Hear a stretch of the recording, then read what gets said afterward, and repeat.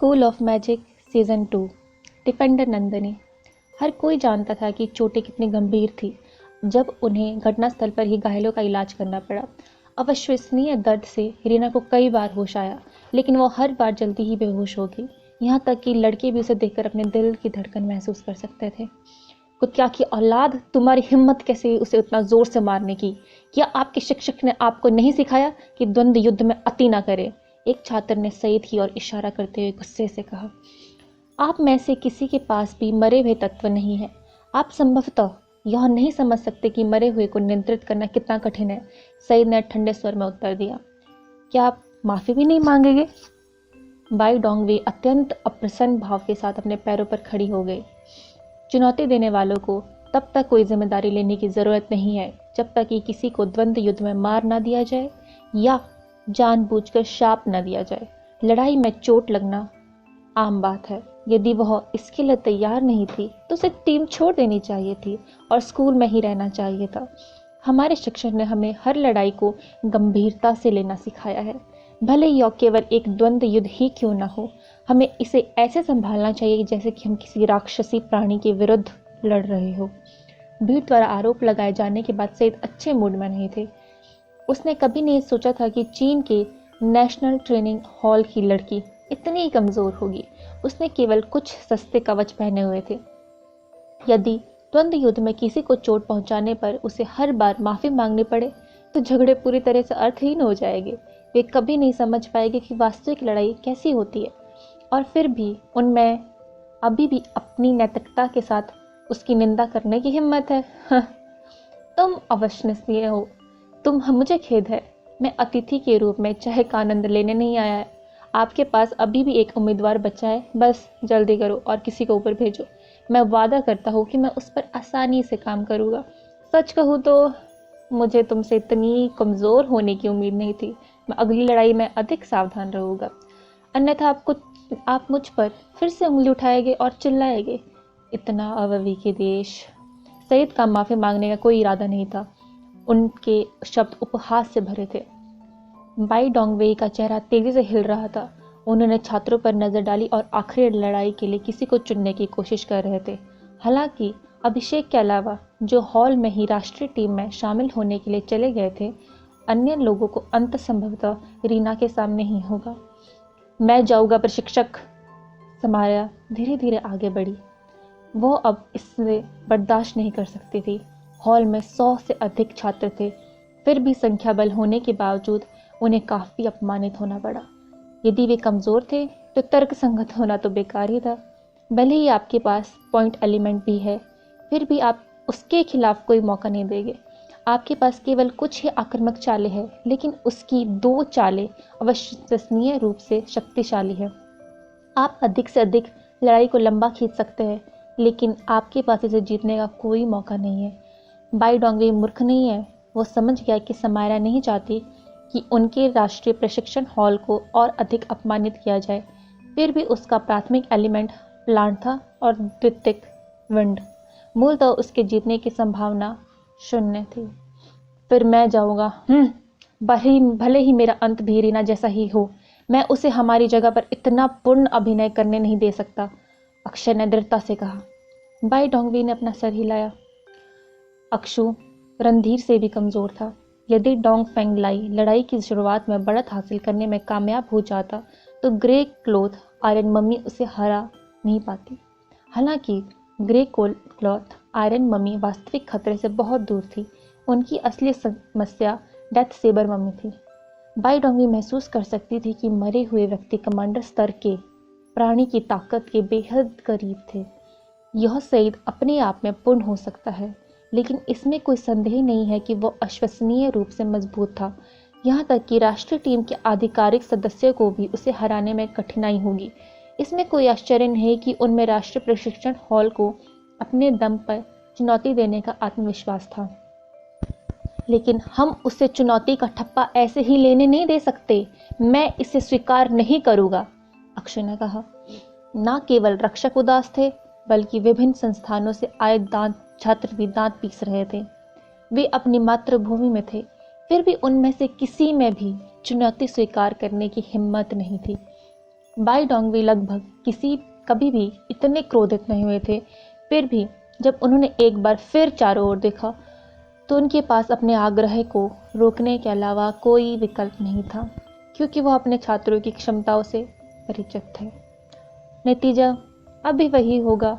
क्रोधित होना और अपनी गरिमा की रक्षा करना एक बात थी, लेकिन यह जानते हुए कि जीतने की कोई संभावना नहीं है, किसी को ऊपर भेजना सीधे तौर पर और अधिक अपमानित होने के लिए कहना था। भूल जाओ, हम इसे टिकट दे देंगे।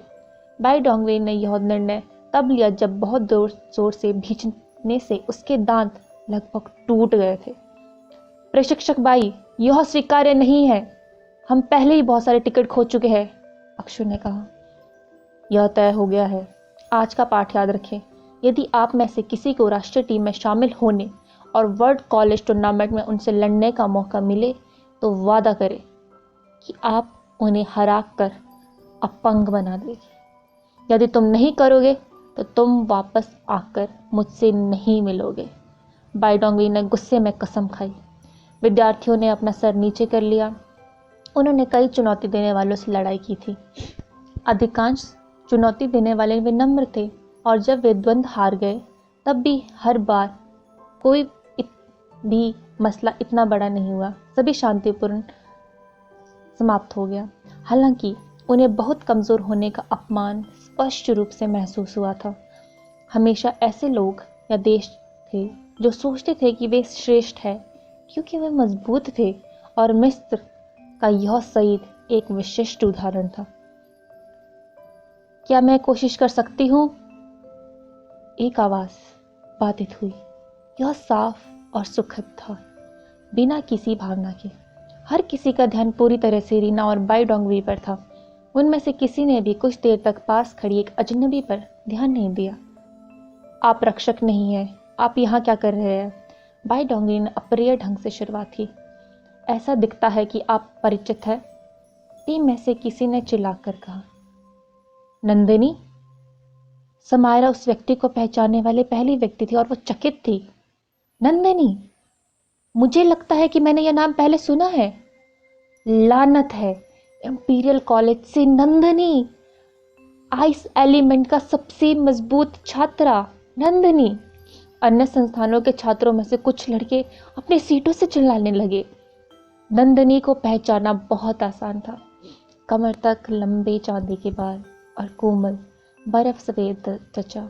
सबसे महत्वपूर्ण बात तो यह थी कि उसके खूबसूरत चेहरे ने हर किसी के दिल की धड़कन बढ़ा दी थी।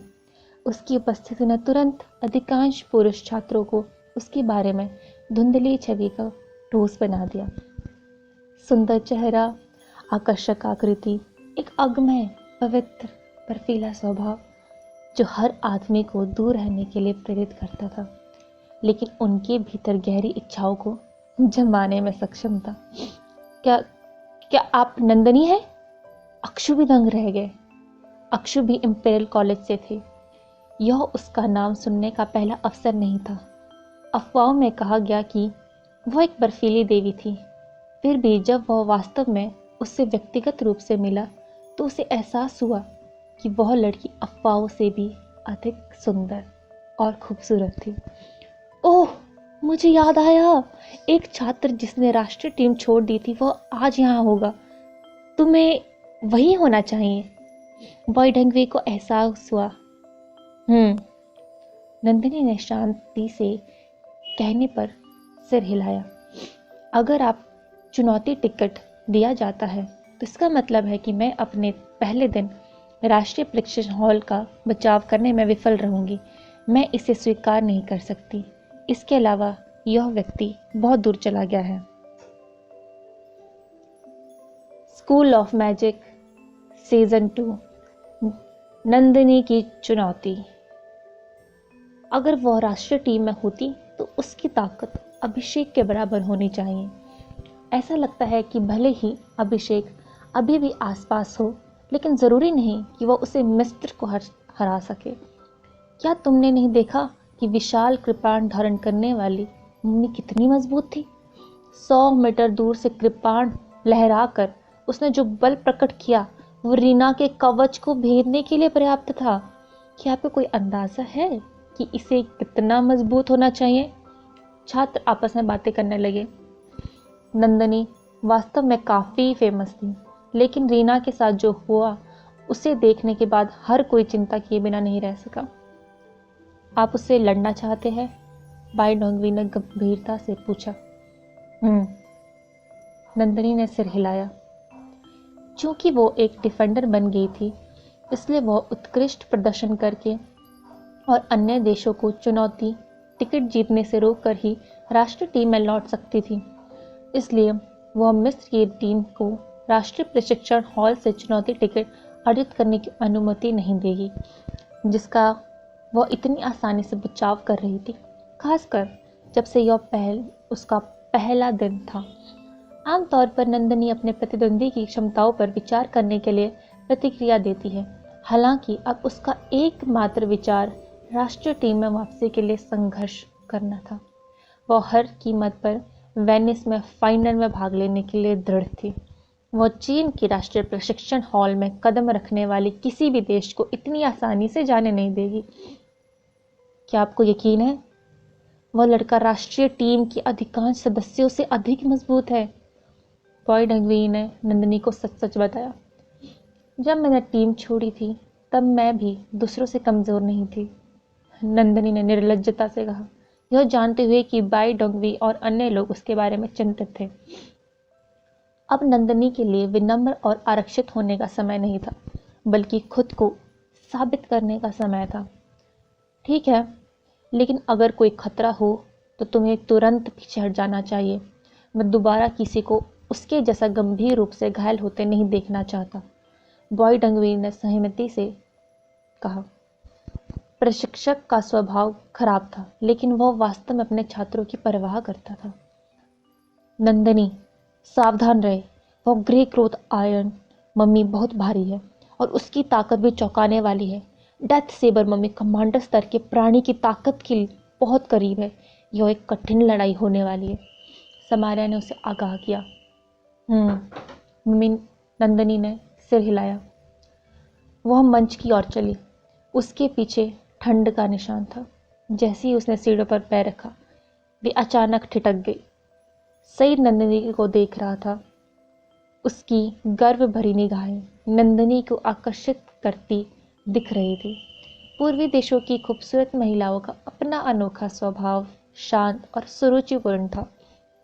मिस्र की महिलाओं के विपरीत वे काफ़ी रूढ़िवादी थी, लेकिन साथ ही उनकी उपस्थिति बहुत ही आकर्षक थी। क्या आप गंभीरता से किसी अन्य लड़की को लड़ाई के लिए भेज रहे हैं? क्या आप मुझे बता रहे हैं कि आपकी राष्ट्रीय प्रशिक्षण हॉल में मेरे प्रतिद्वंदी बनने के योग्य पुरुषों की कमी है? मैं इसे स्पष्ट कर दूंगा। मेरे मरे हुए लोग बेहद हिंसक है। यदि आपके फूल को ठेस पहुंची तो मुझे दोबारा निंदा नहीं मिलेगी। हालांकि सईद उस महिला की सुंदरता की प्रशंसा कर रहा था, फिर भी उसने अपना घमंडी रुख कम नहीं किया। उसने बहुत सारी खूबसूरत महिलाओं को देखा था और चांदी के बालों वाली पूर्वी सुंदरता के कारण वह आसानी से हार नहीं मान सकता था। क्या आप आश्वस्त है कि आप अपनी टीम का प्रतिनिधित्व कर सकते हैं? नंदिनी ने शांति से पूछा। क्या आप मुझे एक चतुर व्यक्ति के रूप में लेते हैं जो टीम की अनुमति के बिना आपको चुनौती देने के लिए अकेले आया था? अगर ऐसा है तो भी आपको इस बात पर शर्मिंदा होना चाहिए कि आपकी टीम इतनी कमज़ोर है। सईद उन्हें नीची दृष्टि से देखता रहा। जैसे ही उन्होंने इस देश में कदम रखा, उन्होंने मान लिया था कि यह एक अविकसित, परंपरावादी और कमज़ोर देश है। देश के आकार के अलावा उसके बारे में बताने लायक कुछ भी नहीं था। आर्द्र हवा, वायु प्रदूषण से भारी धुंध, लाड़ प्यार वाले जादूगर जो अपनी हार स्वीकार नहीं कर पा रहे थे। मिस्र में भले ही कोई आधिकारिक द्वंद्व में मर गया हो, मृतक के परिवार को विजेता की निंदा करने का अधिकार नहीं था। हारने वाले बस अपने सिर छुपा लेंगे और भाग जाएंगे। आइए शुरू करें, नंदिनी ने बाई डोंगवी को याद दिलाया। बाई डोंगी अभी भी झिझक रही थी। उसने पहले केवल नंदिनी का नाम सुना था, लेकिन वह उसकी वास्तविक क्षमताओं के बारे में निश्चित नहीं था। एक प्रशिक्षक के रूप में वह समझ सकते थे कि नंदिनी केवल एक मध्यवर्ती जादूगर थी। एक इंटरमीडिएट जादूगर के लिए सईद के मरे को हराना लगभग असंभव था। द्वंद्व अब शुरू होता है। बाई डोंगवी ने अंततः लड़ाई की शुरुआत की घोषणा की। सईद मुस्कुरा रहा था। वह भीड़ की बकवास से नाराज था। वह महिला को हराने के लिए इंतजार नहीं कर सकता था ताकि वह अपनी टीम के साथ फिर से संगठित हो सके। वह महिला की सुंदरता और आकर्षक काया की सराहना करने के तरीके के रूप में उस पर आसान रवैया अपनाने से गुरेज नहीं करेगा। आखिरकार वह अभी भी एक सच्चा पुरुष था जो एक खूबसूरत महिला के प्रति सामान्य प्रतिक्रिया करेगा। आक्रमण करना, सईद ने आदेश दिया। उसकी आंखों की पुतलियों से भयानक रोशनी की झिलमिलाहट निकल रही थी। यह आदेश तुरंत उसके मरे हुए लोगों के दिमाग तक पहुंचा दिया गया। उनके मरे हुए वास्तव में मृत कठपुतलियां थी और अपने मालिक के प्रति बेहद आज्ञाकारी थी। ऑर्डर मिलते ही ग्रे क्लॉथ आयरन मम्मी तेजी से आगे बढ़ी। ग्रे क्लॉथ आयरन मम्मी गंदी हवा के बादल से घिरी हुई थी। जैसे ही वह आगे बढ़ी, जैसे ट्रेन का इंजन काला धुआं उड़ा रहा हो, वह हिलने लगा। नंदिनी के होठ धीरे से बुदबुदा रहे थे, जैसे कोई बर्फीली देवी बर्फीली परियों को बुला रही हो। आइस एलिमेंट तेजी से नंदिनी के आसपास इकट्ठा हो गया। कण बहुत ही छोटे थे, यहाँ तक कि 100 कणों का संयुक्त आकार भी एक धूल कण से छोटा था। वे निराकार हवा की तरह थे, अदृश्य थे, लेकिन वे वास्तव में अस्तित्व में थे। Ice domain. नंदिनी की आंखें चमक उठी। हवा का तापमान तेजी से गिरा। जैसे ही उसका डोमेन स्थापित हुआ, उसके पैर धीरे धीरे जमीन से ऊपर उठ गए और वह तैरने लगी। हवा बर्फ में बदल गई थी, जिससे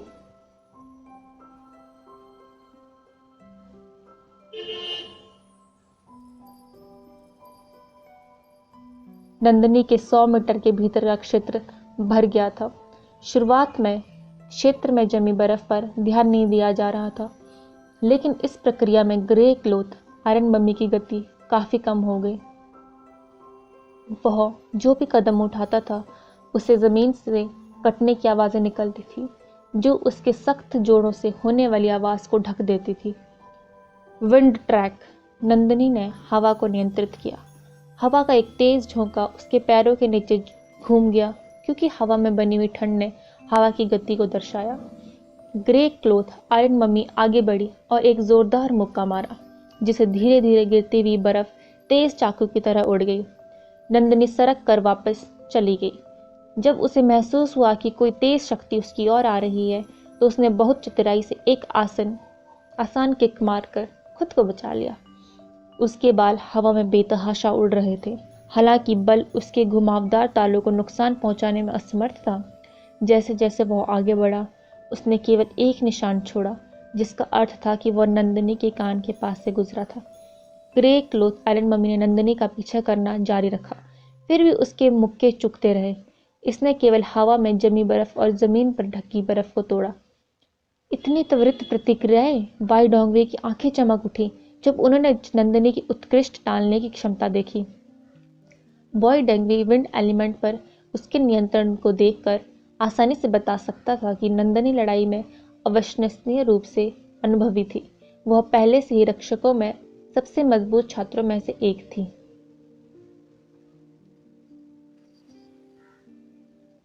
स्कूल ऑफ मैजिक सीजन 2।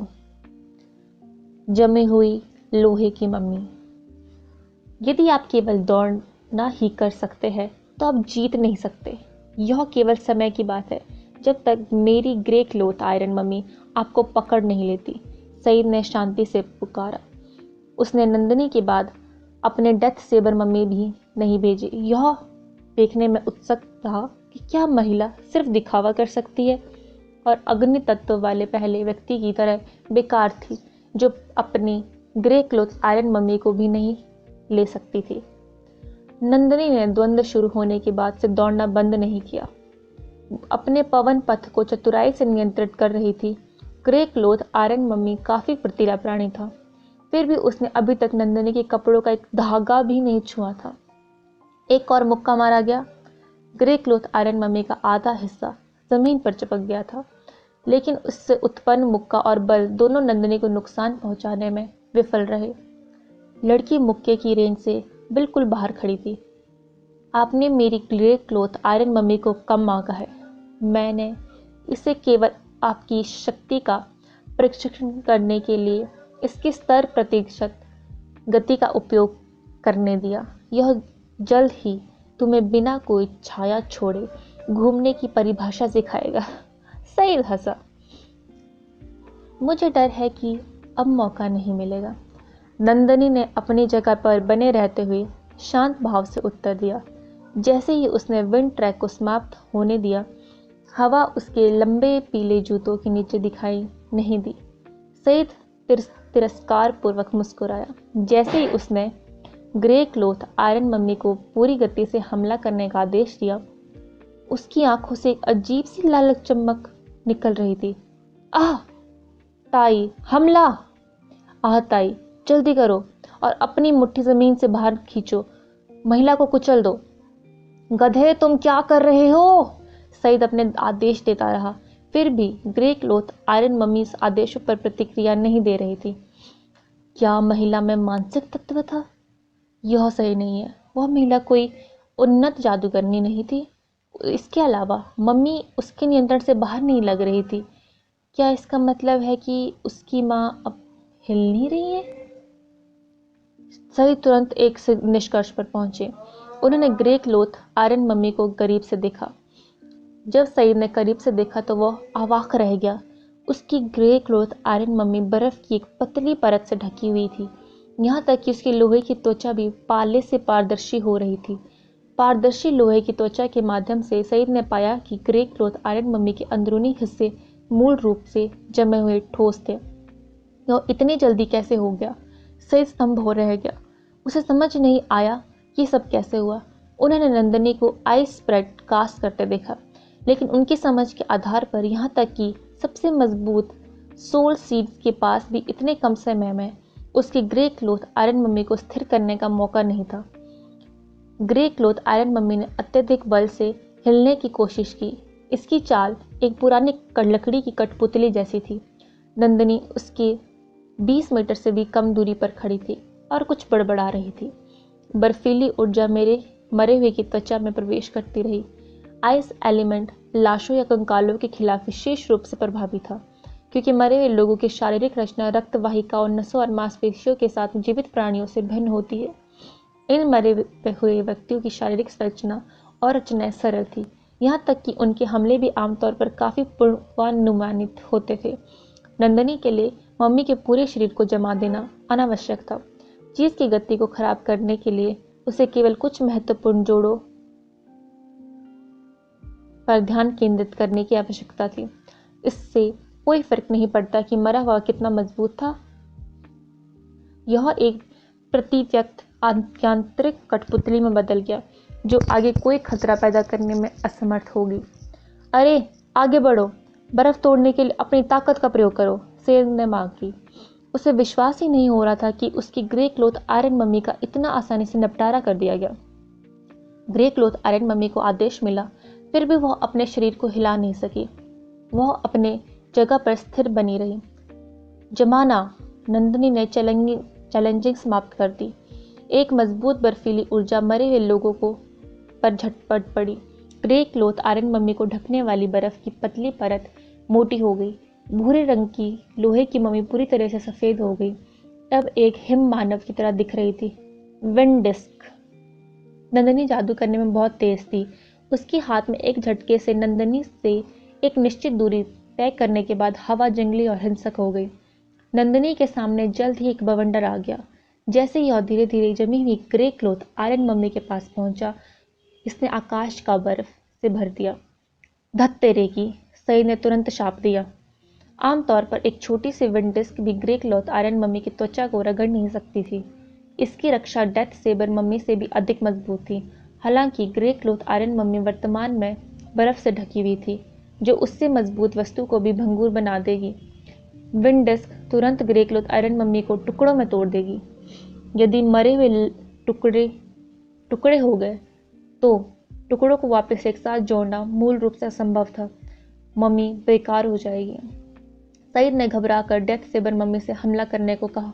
उसे हर कीमत पर विंड डिस्क को ग्रे क्लॉथ आयरन मम्मी को नष्ट करने से रोकना था। डेथ सेबर मम्मी जोर से आगे बढ़ी। उसने हर कदम के साथ उसका मांस हिल रहा था। इसने एक बार फिर काली कृपाण उठाई। जीव ने भयंकर रूप से हमला किया और बवंडर पर वार करते हुए ग्रे क्लॉथ आयरन मम्मी के सामने खड़ा हो गया। काली कृपाण की शक्ति पवन डिस्क से टकराई। बवंडर बवंडर कम से कम 10 मीटर लंबा गरजता हुआ बवंडर क्रूर बल से चकनाचूर हो गया। यह अनेक भंवरों के रूप में सभी दिशाओं में बिखर गया। द्वंद्व युद्ध देखकर छात्रों की सांसें थम गई। यह मध्यवर्ती हवा के झोंके को भी आधा कर सकती है। यह डेथ सेबर मम्मी कितनी शक्तिशाली है। नंदिनी प्रभाव के काफी करीब थी। उसने तुरंत प्रतिक्रिया की और डेथ सेबर मम्मी से 50 मीटर दूर सरक गई। कृपाण द्वारा लगाया गया काला बल उससे लगभग 4 मीटर दूर रुक गया।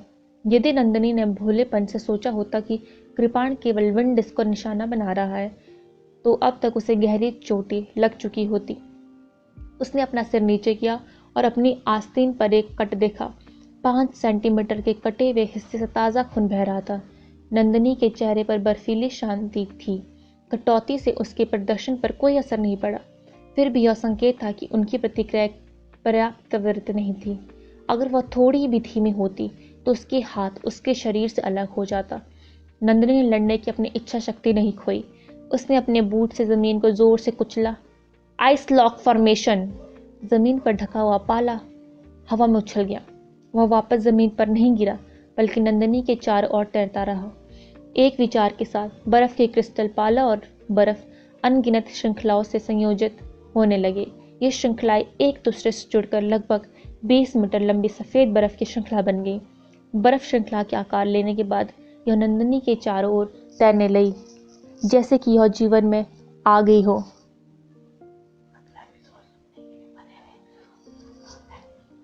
अगला एपिसोड सुनने के लिए बने रहे इस चैनल के साथ। Thank you for listening.